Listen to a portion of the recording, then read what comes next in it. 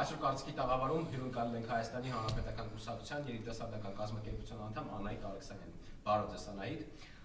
Մենք ականատես եղանք, որ մի խումբ եպիսկոպոսներ եւ սրբազաններ կառավարությունում հանդիպում ունեցան Նիկոլ Փաշինյանի հետ, ինչ արձագանք ունեք այս հարցի մասին դուք։ Բարև ձեզ, շնորհակալ եմ հրավերի եւ հնարավորության համար։ Հարգելի հայրենակիցներ, այսօր մենք իրոք շատ ծանր եւ դաժան օրեր ենք ապրում, եւ երբ բոլորս ականատեսը եղանք այն աղմկահարույց իրադարձությանը, Նիկոլի եւ սրբազանների միջև տեղի ունեցած այն հանդիպմանը, իհարկե ըստ էության շատ մեծ բացահայտումներ տեղի ունեցան այդ հանդիպմանը, այո, այդ մարդկանց այլևս սրբազան կոչելը ուղղակիորեն անիմաստ է եւ իհարկե ոչ արդարացի մեր մնացած մյուս իրական սրբազանների նկատմամբ։ Ես ինքս լինելով հայ առաքելական Սուրբ եկեղեցու հետևորդ, ես գտնում եմ եւ պնդում եմ, որ նման մարդիկ ուղղակիորեն իրավունք չունեն եկեղեցու խորանի առջև կանգնելու եւ պատարակ մատուցել հայ ժողովրդի համար։ Մի կարևոր հատկանիշ կար նույնպես այդ հանդիպումից, այդ հավաքից, որ Նիկոլի շուրջ նստածները ըստ էության այն մարդիկ էին, որոնց դեմքը պետք է շատ վաղուզեր բացահայտված լիներ բոլորիս համար։ Միանշանակ Նիկոլ Փաշինյանը մեզ այդ հարցում օգնել է, որ մեր ողջ հայությունը իրապես տեսնի եւ համոզվի, թե ովքեր են այդ մարդիկ իրականում եւ թե որն է պատկերը իրականում։ Նա մեզ օգնեց բացահայտել, թե ով է իրականում Վրդանե Սրբազանը, ով Արցախի թեմի առաջնորդն էր, ով գնաց եւ ձեռք մեկնեց, ողջունեց այն մարդուն, ով թյուրիմացության արդյունքում դարձել է վարչապետը եւ ով գնացել է Արցախը հանձնելու ճանապարհով, ով խոնարհվել է թշնամու առջև եւ գնալ ընտրել այն ճանապարհը, շփվել այն մարդու հետ, կանգնել այն մարդու կողքին, դա ուղղակիորեն անընդունելի էր Արցախի թեմի առաջնորդի կողմից։ Միանշանակ սա մեղսագործություն էր, իրականում ինչը կատարվեց սրբազան կոչվող անձի կողմից եւ իհարկե զարմանք չի առաջացնի նման մարդուն կարգալույծ անելու, ճանաչելու փաստը, սակայն եթե եւ դա չիրականացվի,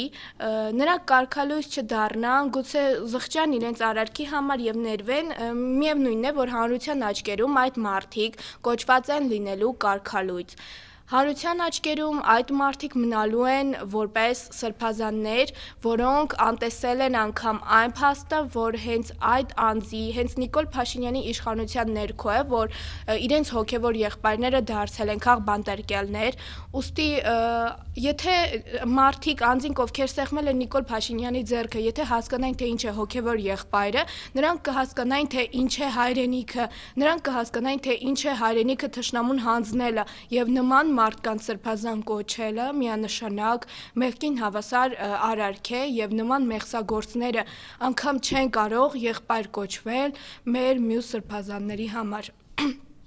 Նրանք այժմ շինծու եւ կեղծ գործերով անազոտության մեջ են գտնվում։ Եվ այսպիսով առհասարակ բացահայտվում է մեր հանրության աչքերում բոլորիս համար այն մարդկանց իրական պատկերը, նրանց էությունը, ովքեր պղծելով մեր ազգի հայրենասիրության գաղափարը, ովքեր ոտնահարելով մեր հայրենիքը, մեր արցախահայության զինվորների, մեր հայության պայքարը, այսօր գնացել մեր ազգի տարիներով կերտած արդյունքները թշնամուն հանձնողի ձեռք են մեկնել, ողջունել են նրան կամ նրա հետ մի սեղանի շուրջ հավաքվելով որևէ թեմա են քննարկել, լինեն նրանք գեներալներ, թե սրբազաններ, թե քաղաքացիական հասարակության ներկայացուցիչներ լինեն, բոլոր այդ մարդիկ հերթով բացահայտվելու են իրենց դեմքերով եւ տեսակներով։ Եվ Նիկոլ Փաշինյանի հարձակումները բոլոր այն կառույցների կամ անհատների վրա եւ առհասարակ ում վրա որ այժմ նա հարձակումներ է իրականացնում, իհարկե ակնհայտ է բոլորիս համար, որ նրա ամեն մի քայլը նպատակաուղղված գործոն է իդեմ այն ուժերի, որոնք ի զորու են համախմբելու մեր հայությանը, մեր ազգին եւ պայքար մղելու իրեն իսկ իշխանությունից հեռացնելու համար։ Եվ նրա հարձակումները առաջնահերթ դիտվում են հայ առաքելական Սուրբ եկեղեցու անդամների, սրբազանների վրա, Նրա հարձակումները ազգային ուժերի վրա են, այն քաղաքական գործիչների վրա, ովքեր գովերգում են ազգայինը, ովքեր գովերգում են հայրենասիրությունը, բոլոր այն մարդկանց վրա, ովքեր ազգայինի համար պայքարող են։ Այս ամենը ուղղակիորեն ցույց է տալիս, որ Նիկոլ Փաշինյանը վախենում է այդ մարդկանցից, որ Նիկոլ Փաշինյանը վախենում է այդ կառույցներից, որ Նիկոլ Փաշինյանի համար առաջնահերթ վախի դրսևորումները ցուցաբերվում են հենց մեր հայ առաքելական Սուրբ եկեղեցու նկատմամբ։ Սակայն մեր իրապես սրբազանները անկոտրում մնալով մշտապես մեզ ցանկանում են հիշեցնել, որ հայ առաքելական Սուրբ եկեղեցին մշտապես բախվել է նման բարդույթների, նման խոչընդոտների, ինչպիսին է Նիկոլ Փաշինյանը,